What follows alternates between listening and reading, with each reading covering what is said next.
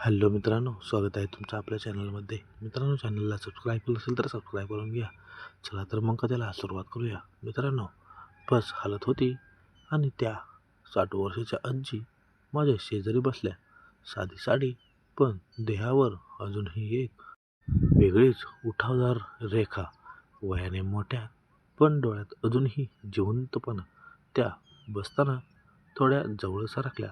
बसच्या धक्क्याबरोबर त्यांच्या हातांचा हलका स्पर्श माझ्या हाताला झाला. तो स्पर्श चुकून नव्हता हे मला लगेच जाणवलं. त्या हसून म्हणाल्या, "घाबरू नकोस, या वयात स्पर्शाची किंमत जास्त कळते." बस गर्दीत अडकली होती. आमच्यातलं अंतर कमी होत गेलं.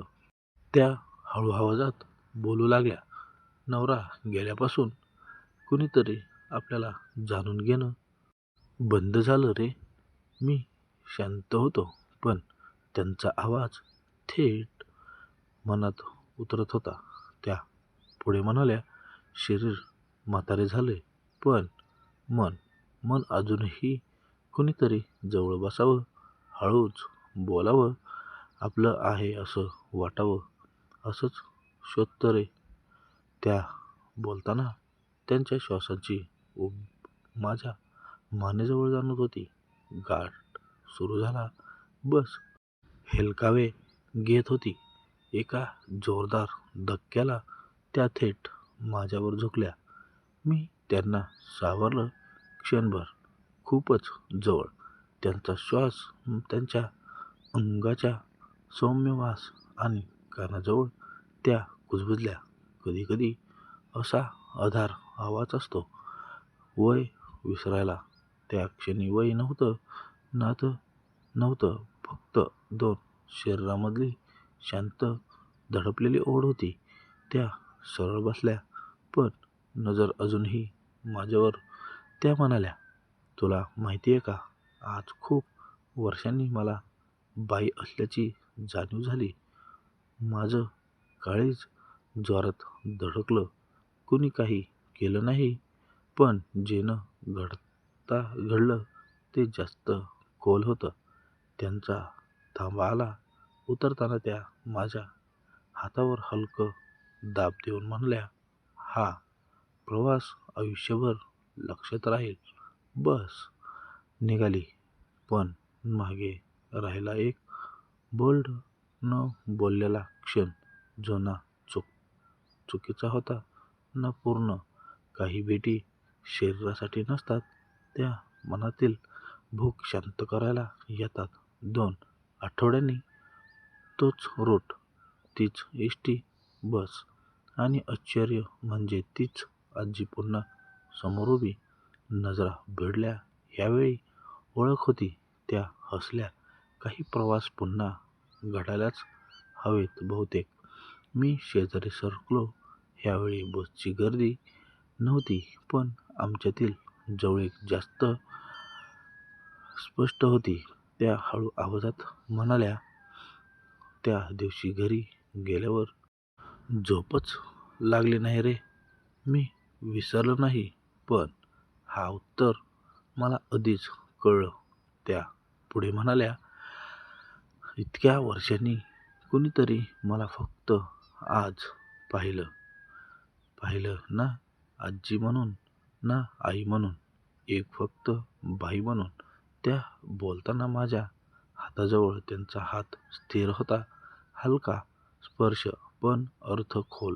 बस एका सिग्नलला थांबली. क्षणभर शांतता. त्या माझ्याकडे पाहून म्हणाल्या, "कधी कधी काही न करणं हेच सगळ्यात जास्त बोल्ड असतं." त्या शब्दांनी अंगावर शहारा आला. काहीच घडलं नाही, पण जे मनात पेटलं ते कुठल्याही कृतीपेक्षा जास्त जिवंत होतं. त्यांचा थांबा आला.